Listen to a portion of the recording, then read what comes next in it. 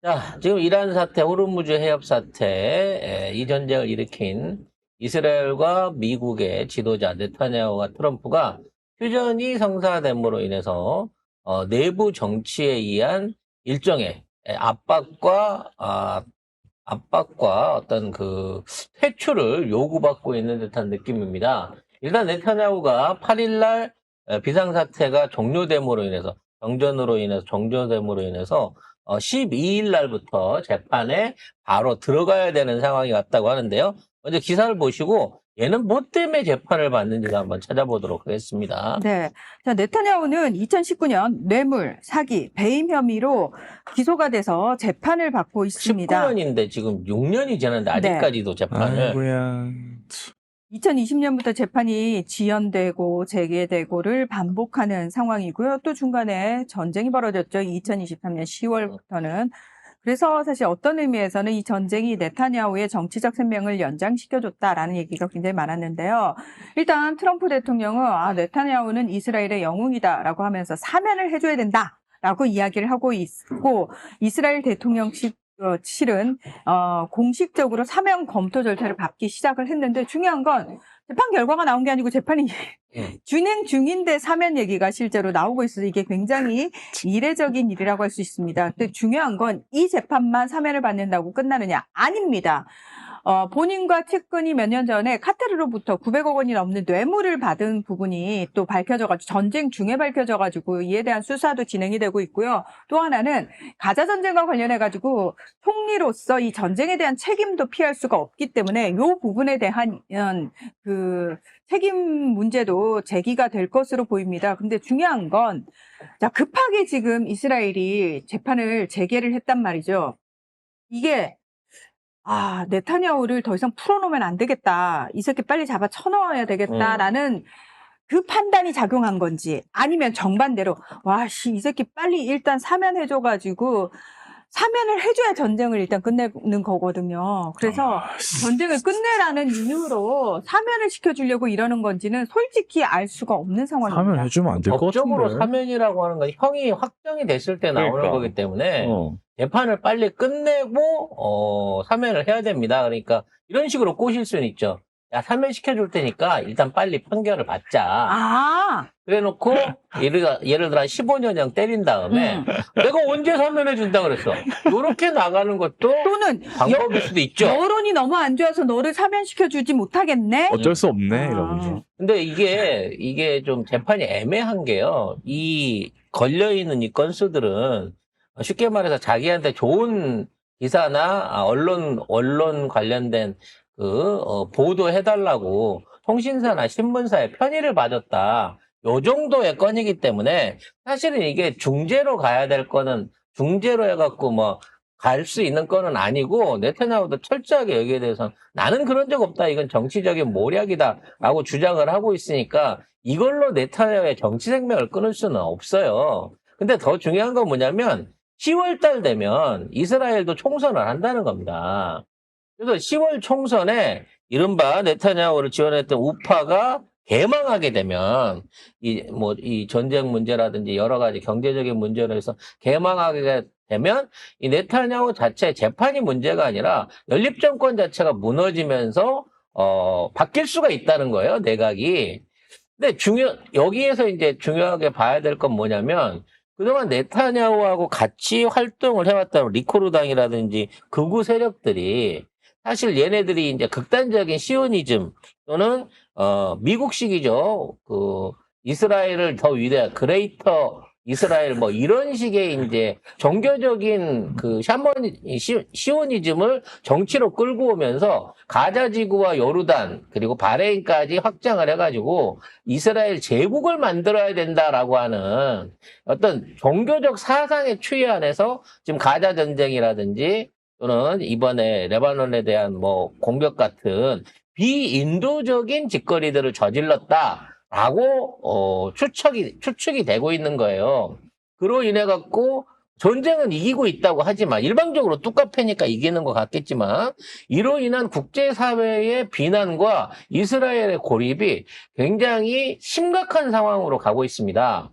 일단 미국은 어떻게든 뭐 이스라엘을 돕고 있는 국가, 꼽은 국가니까 어쩔 수 없지만 유럽연합에 속해 있는 국가들이 전부 다 이스라엘을 맹렬하게 비난하기 시작했어요. 이건 그동안 없었던 시류거든요. 뭐 영국, 그다음에 프랑스, 뭐 이탈리아, 네. 호주, 스페인까지 지금 이스라엘을 엄청나게 다 비판하고 있거든요. 어떻게 이런 날이 오네 또. 그러니까 신기하네. 지금 마크롱부터 시작해가지고 특히나 스페인 총리나 이스라엘 총리가 대놓고 나서가지고 이탈리아 총리가 나서갖고 이탈리아가 단교하겠다. 이탈리아 사람들 이스라엘하고 단교하겠다. 이스라엘 사람들의 출입국 비자를 완전히 무효화시키고 백지화하겠다. 교류를 끊겠다. 기타 등등의 물리적인 압박까지도 구사를 해야 된다고 강화를 하고 있고요. 스페인 같은 경우에는 우리는 바레인에다가 그런 대사관을 짓고 직접 다시 들어가겠다라고 할 만큼 지금 이란에 대한 이탈리아나 스페인이 나서갖고 프랑스랑 세 개 국가가 이란을 편들면서 물론 이란이 좋은 국가는 아닙니다만 이스라엘의 어떤 전쟁 범죄를 매우 강하게 질타하고 있습니다. 문제는 이스라엘 국민들이 느끼는 전쟁의 피로감인 거예요. 전쟁에 이기고 있다는 건 명분이지만 거의 뭐 24시간 언제나 폭격의 위협에 시달려야 되는 거고 그 자랑하던 방공망도 이제 다 무너졌다는 얘기죠. 특히나 이번에 그 바레인 쪽에서 탄도미사일을 포함한 100발 가까운 그 보복 미사일들, 폭격에 대한 보복 미사일들을 쐈는데 레바논에서 폭격에 대한 보복 핵이들 100발 이상을 역공으로 했는데 여기에 대한 아무런 방비를 하지 못했다는 거예요. 그러니까 이스라엘의 수도를 제외한 나머지 지역에 대해서는 사실상 방공망이 완전히 다 무너졌다라고 봐지는 상황인 겁니다. 이렇게 되다 보니까 이 상황에서 정전이 되고 미국이 나가고 이란이 회복할 수 있는 기회를 얻게 된다고 하면 지금 있는 중동에 있는 국가들한테 이스라엘이 어떤 형태로든지 국제적으로도 고립되면서 군사적으로도 위협을 받을 수밖에 없다라는 상황이 나오고 있는 거예요. 그럼 지금 있는 이스라엘의 입장에서 미국이 나간다 그러면 할 수 있는 최고의 해결책은 네타냐후를 잡아다가 미안합니다. 우리가 사람 잘못 뽑아가지고 이 전쟁광 시키가 이걸 했어요. 라고 네타냐후를 제물 삼아가지고 국제사회에다가 호소하는 길 말고는 자칫하면 이스라엘 자체가 중동 지역에서 사라질 수밖에 없는 상황이 생긴다는 거예요. 그나마 이스라엘이 믿고 있었던 건 미국이 사우디하고 손잡게 해준다고 해갖고 이스라엘과 사우디가 어떤 형태로든지 군사동맹이라든지 정치동맹을 갈 수 있을 것처럼 보여줬습니다만 이스라엘의 행태를 본 이란도 사우디도 어떤 형태든지 이스라엘과 미국에 엮어갖고 이란을 공격하는 행위는 중동 국가로서 우리는 하지 않겠다라고 선언을 해버린 거야. 그러니까 중동 국가들이 모여가지고 아랍에미레이트, 사우디나 일부 군사력을 갖고 있는 국가들의 힘을 모아갖고 이란을 견제해 보려고 하는 미국이나 이스라엘의 협잡질도 중동 국가들한테 안 맥히고 있다는 거죠. 그리고 우리 이재명 대통령도 지금 X에 요거를 올렸습니다. 여기가 뭐냐면 이 실시간 영상이라고 하면서 이 이스라엘 병사들인 것 같아요. 팔레스타인 아이를 고문한 후에 지붕에서 던져버렸다. 라고 하면서 여기 아까 던진 발로 차버리거든요. 그래서 사람이 이렇게 떨어져요. 여기 있죠? 아유, 끔찍한 거 보지 맙시다. 떨어지는데 이제 이재명 대통령이 이게 사실인지 사실이라면 어떤 조치가 있었는지 알아봐야겠습니다. 우리가 문제 삼는 위안부 강제, 유태인 학살이나 전시 사례는 다를 바가 없습니다라고 근데 이게요. 비판을 한 거죠. 이스라엘 군의 팔레스타인에 대한 이런 잔혹한 행위들은 지난 수십 년간 반복적으로 일어나고 있는 일이었어요. 근데 이거를 이제 와서 이제 서방 국가들이나 주변 국가들이 문제점을 지적하고 있는 것 뿐이고, 얘네들은 뭐, 그런 말도 있더라고요. 이란 폭격하고 오다가 폭탄이 나오면 가자지구에 떨어뜨리고 버리고 간다. 이런 얘기가 있을 정도로 지금도 가자지구에서는 엄청난 학살과 전쟁 피해가 일어나고 있습니다. 근데 가자뿐만 아니라 서한지구라고 해서 이스라엘이 1967년에 무력으로 점령해서 팔레스타인 자치구역이라고 딱 나눠놓은 데가 있어요. 거기도 그냥 팔레스타인인들이 살게 내버려 두는 게 아니고 거기 치안을 이스라엘 군이 담당하거든요. 그러면서 유대인 정착촌을 계속해서 국제사회에서는 불법이라고 하는데도 마음대로 지어대고 있어요. 근데 어떻게 짓냐면 팔레스타인인들이 살고 있는 집에 가가지고 야, 니네 땅에 우리 정착촌 지어야 되니까 몇 월 며칠까지 나가. 싫은데요? 못 나가는데요?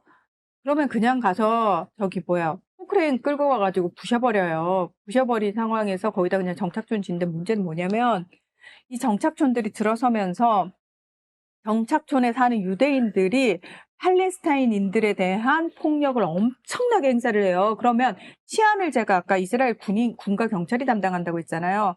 그러면 예를 들어서 팔레스타인 주민이 지나가다가 유대인 정착촌 주민한테 맞았어. 일방적으로. 근데도 그 상황인데도 팔레스타인 주민을 잡아가요. 그러니까 서안에서도 그런 상황들이 계속 벌어지고 있는 상황이었는데 가자 전쟁 이후에는 이 이스라엘 군과 경찰 그리고 정착촌 주민들이 팔레스타인 주민들이 눈에 보이는 족족 이런 식으로 잡아간다든지 폭력을 행사하는 일들, 살인을 한다든지 이런 일들이 더 비일비재해졌습니다. 그래서 아무튼 이스라엘 입장에서는 지금 있는 상황에서 전쟁이 지속되는 것 자체는 네타냐후를 위해서는 뭔가 방탄이 될 수 있을지 모르지만 이스라엘이라는 국가와 국민들의 안전을 위해서는 매우 위험한 시기다라고 하는 판단을 하고 있어요. 근데 미국 측에서도 싱크탱크나 또는 이스라엘 안의 지식인들이 그걸 지적하고 있음에도 지금에 있는 우파 정권은 오로지 종교적 시오니즘에 빠져가지고 이스라엘 제국을 건설해야 된다는 그 정신 나간 종교 시오니즘에 빠져가지고 이런 무리한 짓거리를 계속 해대고 있다는 거죠. 아무튼 그래서 일단 재판의 재개가 네타냐후의 어떤 지금에 있는 정치적 생명과 연결된 고리는 아닙니다만 10월 달에 있을 총선에서 아마도 우파가 집권을 연장해 가기는 어렵지 않을까라는 생각을 하고 있습니다. 그때까지는 지금 이스라엘에 있는 네타냐후는 계속해서 날뛸 것으로 생각이 됩니다.